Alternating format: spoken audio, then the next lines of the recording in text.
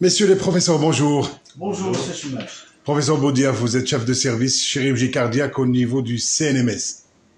Professeur Mahiaoui, chef de service réanimation au niveau du même hôpital. Alors, vous venez de sortir du bloc, vous avez fait une intervention cardiaque qu'on appelle LVAD. C'est quoi au juste? Alors, le LVAD, c'est une assistance ventriculaire gauche. À noter que c'est la première fois en Algérie qu'on fait ce type d'intervention. Et c'est une pompe électromagnétique qu'on branche sur la pointe du ventricule gauche et qui va prendre le relais de la fonction cardiaque gauche. C'est-à-dire qu'elle va faire le travail du ventricule gauche. Elle va aspirer le sang et elle va le réinjecter au niveau de l'aorte. On réserve ces interventions pour les insuffisances cardiaques terminales, c'est-à-dire les cas où le cœur ne fonctionne plus normalement, les cas où le cœur est défaillant. Et c'est une intervention qu'on pratique quand le patient est au-dessus des ressources thérapeutiques médicales, c'est-à-dire quand les médicaments ne font plus d'effet. Et cette technique, qui est une technique innovante, elle est réservée dans deux cas, ou bien comme thérapeutique définitive pour les patients qui ne sont pas candidats à une greffe cardiaque ou en attente d'une greffe cardiaque. Professeur, ça a pris combien de temps? Ça a pris à peu près 2 heures parce que du point de vue chirurgical, c'est pas très compliqué. Mais ensuite, il faut, avec l'équipe de réanimation, adapter progressivement le débit cardiaque. C'est-à-dire qu'on va mettre en marche la pompe et progressivement, la pompe va prendre le relais de la fonction cardiaque gauche en ménageant le cœur droit qui n'est pas habitué à ce genre de régime. Et ça, c'est le travail des chirurgiens et surtout des réanimateurs qui doivent mettre des drogues inotropes et qui doivent adapter le débit cardiaque pour que le cœur droit puisse supporter cette nouvelle charge. Donc c'est un malade insuffisant cardiaque. Il a quel âge, professeur? C'est une dame de la cinquantaine qui souffre d'insuffisance cardiaque terminale, qui passait son temps à l'hôpital de Bnimessous en cardiologie aux urgences. Régulièrement, elle était hospitalisée pour insuffisance cardiaque terminale, chronique. Et donc, c'est une patiente qui a été choisie après un SAF de plusieurs dossiers. Le professeur Mahiaoui et les cardiologues de Bnimessous ont choisi ce cas pour commencer cette nouvelle technique en Algérie. Ça donne de bons résultats, professeur? Oui. Le taux de survie avec ce dispositif, en fait. Absolument, c'est un dispositif nonobstant certaines conditions qui sont importantes, notamment l'anticoagulation. Et puis, il faut un certain niveau socio-culturel parce que c'est une pompe cardiaque qui est reliée à des batteries externes. Donc, il faut que le malade ensuite se prenne en charge, qu'il puisse gérer tout ça. Mais ça donne une survie qui est tout à fait comparable à une greffe cardiaque. Ou, je vous ai dit, ou alors ça permet d'attendre 1, 2, 3 années, voire plus, d'avoir une greffe cardiaque. Bon, professeur, pourquoi on a attendu tout ce temps pour faire cette première? On pouvait la faire avant ou peut-être... C'est une technique qui reste innovante. C'est un dispositif qui coûte cher. Et avec mon ami Mahiaoui, on en a parlé il y a quelques années déjà. Et on a mis en place ce projet qui, je vous le répète, c'est une première en Algérie. Il faut savoir que dans le Maghreb, les Marocains en ont fait une seule. Et les Tunisiens en sont à la 3e ou à la 4e. Donc ça reste nouveau dans nos pays. Professeur Boudiaf, merci beaucoup. Professeur Mahiaoui, alors, félicitations. Merci. C'est une première, professeur.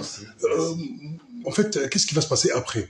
Vous venez de sortir du bloc. Le comportement du cœur après, avec ce dispositif? Écoutez, déjà, monsieur Boudiaf, professeur Boudiaf, mon ami qui a expliqué un peu, c'est une pompe qui va aider le cœur puisque le cœur est insuffisant.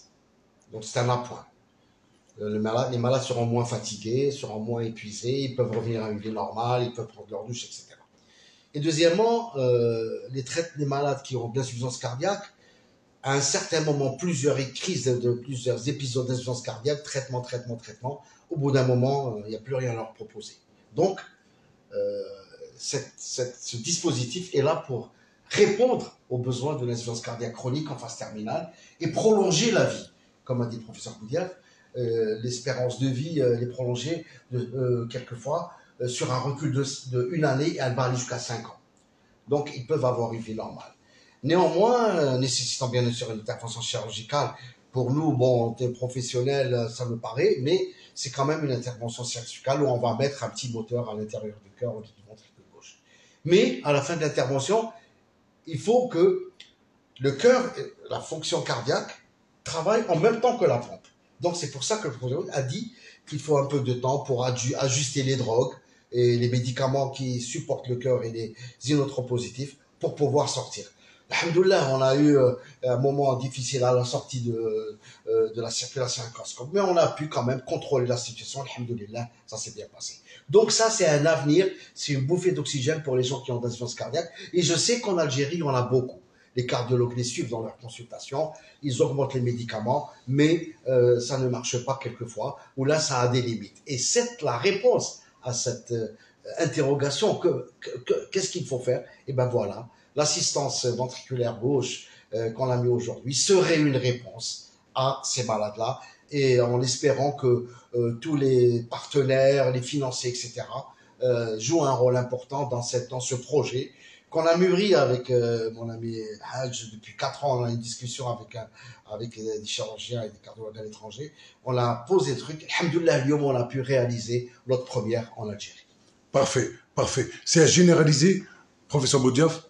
On peut la généraliser? Oui, absolument. C'est le but qu'on s'est fixé avec Malouy Mahiaoui et avec les cardiologues qui ont commencé à établir un registre des insuffisants cardiaques terminaux. Et ces patients-là, on va essayer d'en mettre des dispositifs de ce genre. Et notre but à mon ami et à moi, c'est que ça soit un step to transplantation. C'est-à-dire, on veut notre souhait final, c'est d'arriver à faire de la greffe cardiaque. Et pourquoi pas? Pourquoi pas? Ouais. Qu'est-ce qu'il faut aujourd'hui pour la greffe cardiaque? Effectivement, la greffe cardiaque, à l'instar des autres greffes, il faut un donneur et un receveur. Et le donneur pour le cœur, c'est les malades qui sont en état de mort encéphalique suite à un accident de la circulation ou une pathologie quelconque. Donc, avec l'Agence nationale de greffe qui a inscrit ce programme de transplantation greffe, remplaçant a été inscrit la transplantation cardiaque dans ce programme.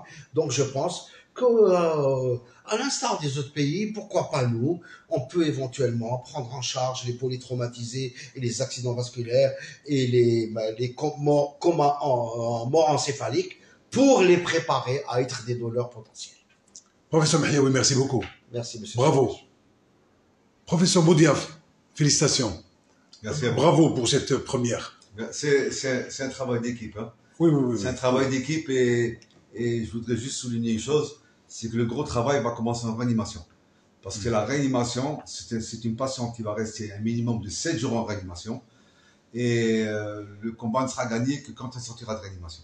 Donc le gros travail, c'est en réanimation et je félicite mon ami Mahiaoui pour ce travail et je suis sûr que tout va bien se passer.